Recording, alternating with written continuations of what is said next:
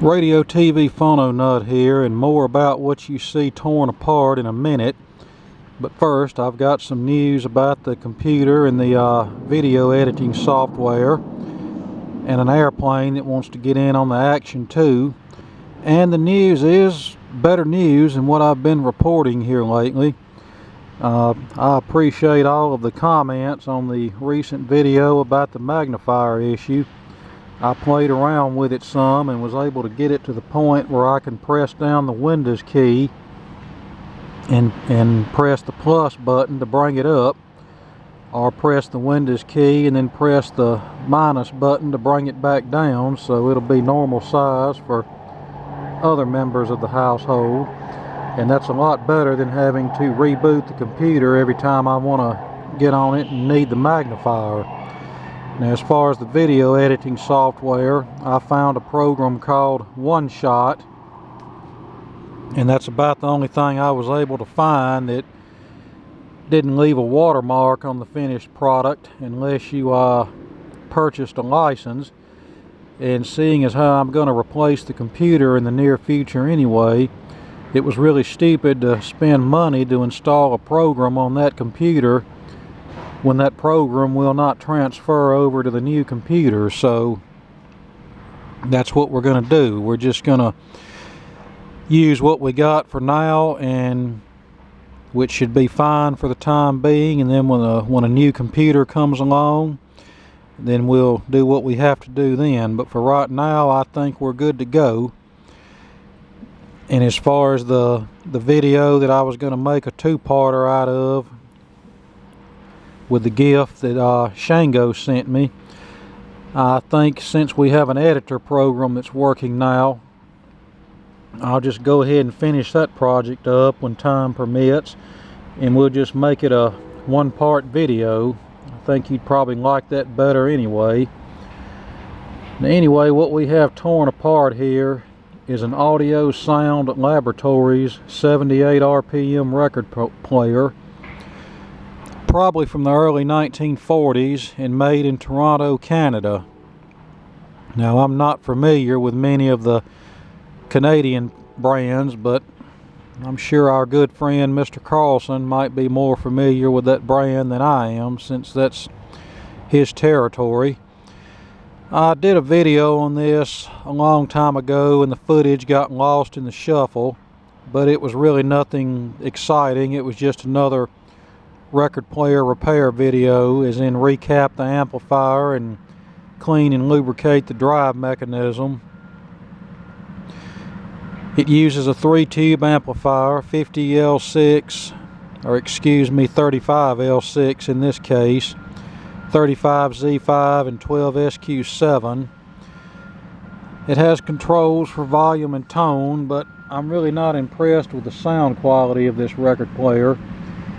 That may be due to the amp design, or it could be due to the cartridge I ended up using in this tone arm not being a good match for this tone arm. But I know some manufacturers design their amps to roll off the high end to cut back on some of the surface noise that's usually prevalent in 78 RPM records, especially worn ones.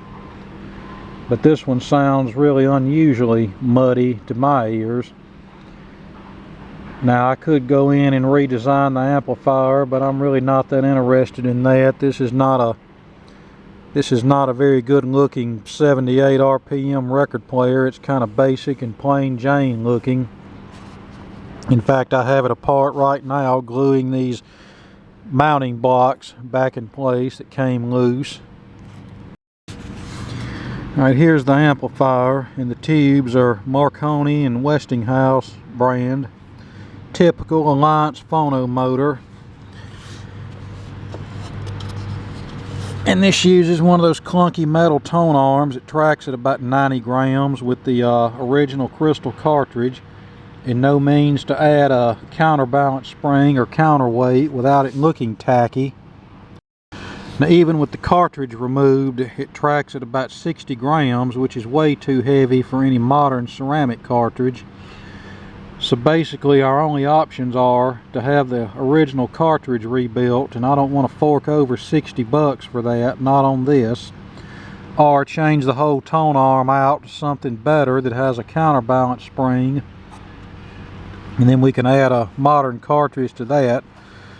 Once again, my tone arm stash is kind of limited, and I don't want to waste a better tone arm on this ugly looking record player that really don't sound that great anyway. So what I ended up doing, I installed a Fansteel P51-3, which is a true mono cartridge, and as far as what's being made today, that's about the closest thing that's out there that will work in these old clunky tone arms like this, even though the recommended tracking pressure is no more than about 10 grams for this. But as far as if you've got a cheap record player that you don't want to invest the bucks in and you just want to get it going, something like this will probably work fine. But with the excessive tracking pressure, I wouldn't look for that sapphire stylus to last very long, and a diamond stylus under that kind of pressure would probably severely cut into the record grooves. And with that said, I would only play shellac records on something like this. I wouldn't play any later vinyl or styrene 78s with something this heavy, and even at that, I wouldn't even play shellac records that I really wanted to preserve. Just play the ones that are worn out anyway, just to show the record player off and say, hey, it works. Now when this glue dries on here, we'll put it back together and I'll let you hear what it sounds like. I don't know what I'm going to end up doing with this. I'll probably end up either giving it to somebody or parting it out to fix other things with. I don't know, but something like this you could forget about really trying to sell it, because it's hard to sell these 78 only record players, especially on a local level. In fact, when I first fixed this, I put it on the Facebook baby clothes and cell phone pages for 25 bucks, and which is basically just enough to cover the cartridge, and didn't get any hits, which is really not surprising because it's hard enough to sell the 3-speed models around here. And as far as selling it online, shipping has gotten so outrageous. The shipping would probably run it up to more than what the record player is worth anyway. So like I said, I may just hang on to it, may part it out to fix other things, may try again to sell it online locally, but I don't know. But I've got other 78 players that sound better than this one, so I'm not really too concerned about hanging on to this.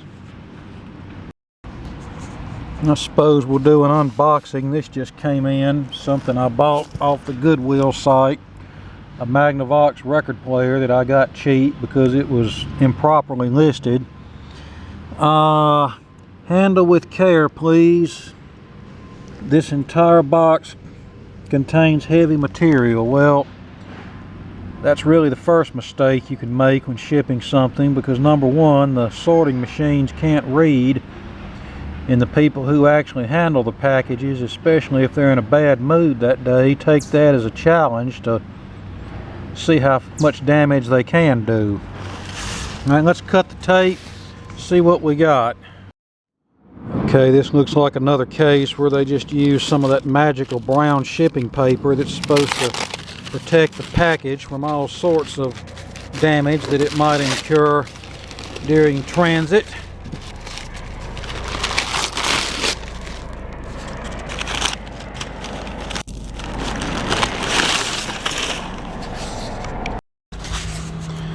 And I already hear stuff rattling around in here, and this side here got a bit dinged.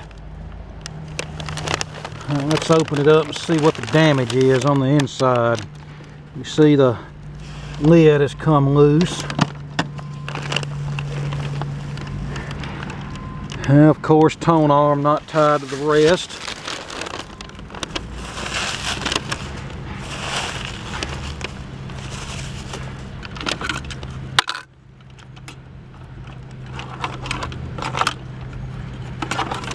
Yeah, get all this tangled up cord mess out of the way. There we go. Yeah, we see this got busted here. This is going to need to be wood glued and clamped back together. As you can tell, this thing was in mid-cycle.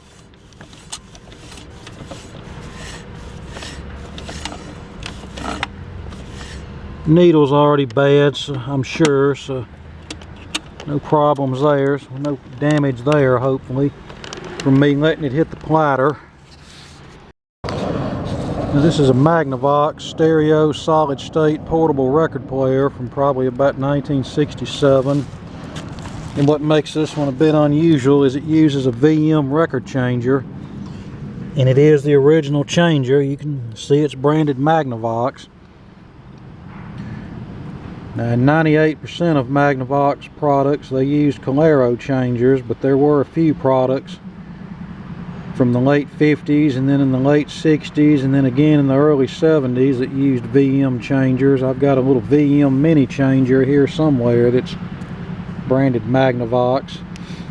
And the main reason I bought this one is because I have one identical to it that's pretty much trashed. I figured I could take the two and make one, and since this one was cheap, I went ahead and got it, and miraculously the only damage that was done, given how lousy it was packed, was this little bit of damage here, which I'll need to break out the wood glue and a clamp to fix. Now, this cartridge has a Magnavox part number, but it looks like it's probably an Electro Voice cartridge, which Magnavox used a lot of back then. And I'm sure it's bad now. If it is, we'll just change it to probably change it to either a Tetrad or a Fan Steel P226. Okay, so this is what's happened so far. One of the hinges got bent. I just straightened that. Then this got busted out of the side. We got to re-glue that. And somehow or another they bent this latch all to heck. Maybe we can try to straighten that out. I don't know. Like I said, it's miraculous that it didn't get totally destroyed, given how they just basically shoved it in a box. Because that brown packing paper is not as, it doesn't have the magical powers that a lot of shippers seem to think that it has.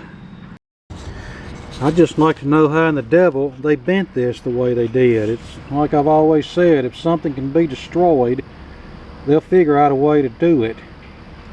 It's like a record player I sent somebody one time that was well packed, and when they got it, the cartridge was hanging out of the tone arm, and it was one of those flipper knob type cartridges where you flip the knob on the front to flip it from LP to 78, and somehow or another the shaft, the cartridge shaft that goes through the front of the tone arm, got busted off. And the gentleman who bought it, he messaged me about it, and I was fully prepared to give him his money back or either have him send it back and let me fix it. And he said, no, you know, this wasn't your fault. You packed it well. I just want to know where I can get another cartridge, because I can change it myself. So I told the guy where he could get another cartridge. He bought it and installed it, and everybody was happy. So yeah, but I just don't get this right here, and I'm afraid if I try to straighten it out, it's going to break the latch where it won't even be usable.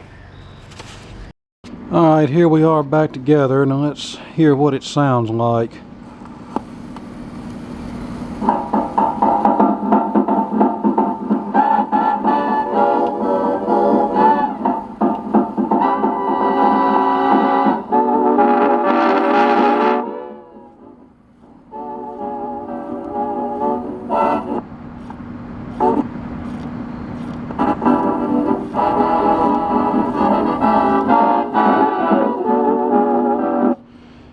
Yeah, it gets plenty loud enough, but the tonal quality is just not that great, and it's a bit distorted. And I think part of that is due to this heavy tracking tone arm. If we could get this thing to track lower, then I think it would probably sound better. But like I've already said, this is kind of a trashy looking record player. The object was to get it to play, and it plays, so I'm not going to worry about it.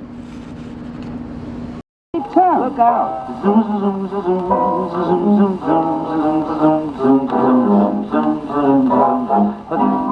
sing a little song with me.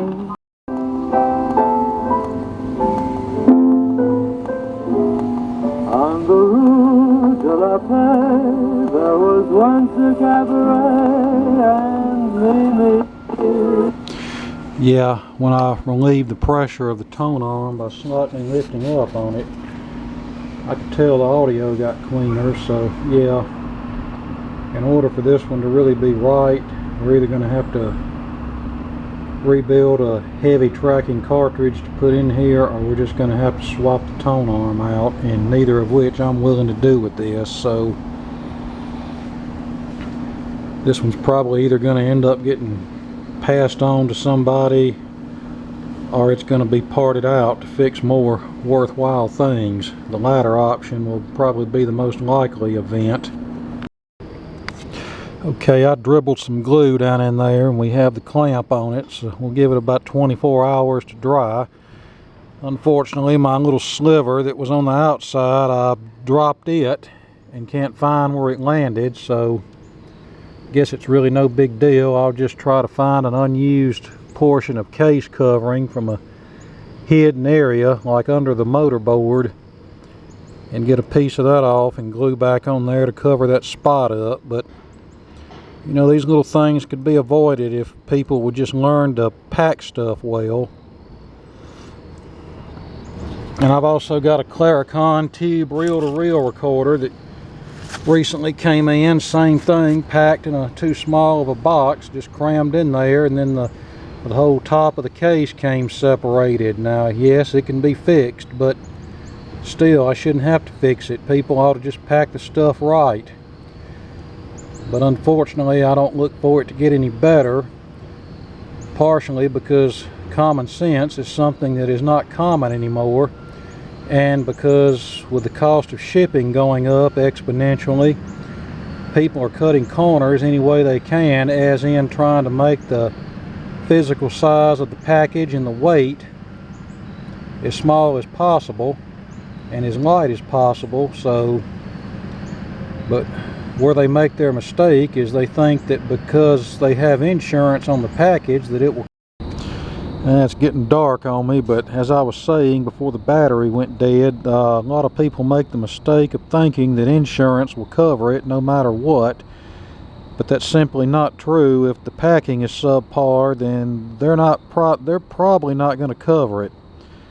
In fact, I've heard of many cases when the packing was above and beyond, if there's any really such thing as that, and they still did everything they could to weasel out of paying. So yeah, the best thing to do is pack it right, and then at least you've got some recourse if something goes haywire. But if you don't pack it right and it gets damaged and somebody files a claim against you, as in the case of an eBay sale, then you're the one that's going to have to eat it, no matter how much you resist, because eBay generally sides with the buyer on stuff like this. Now, concerning this record player and the Claricon reel-to-reel that I haven't showed you yet, I'm probably just going to let them slide since I didn't pay much for them. But you know, if I wanted to be a real horse's butt, I could file claims on these and get my money back. But like I said, I think I'll just let them slide since the damage is something I can fix and no more than I paid. Yeah, I must be getting soft in my older age. Yeah, the lighting's not the best down here, but here's the Claricon reel-to-reel tape recorder. It was just crammed in a box, and you can see it broke. The top just came loose from the case, and as heavy as this thing is, I'd say it weighs at least 40 pounds. Not only am I going to have to glue this, I'm probably going to put some L brackets in here to give it some more support. Also, the VU meters, as you can see, are jacked up, So those are going to need to be fixed. I've already plugged this in and it's totally dead. We got a couple of speakers on the side here. Got a 5x7 speaker on each side and a single-ended 6BQ5 based amplifier for each channel, as well as a bunch of 12AX7s and 12AT7s. You know, this probably won't be considered a high fidelity tape deck, but it should be decent once it's fixed up, and we'll do a video on that one day, but probably not anytime soon.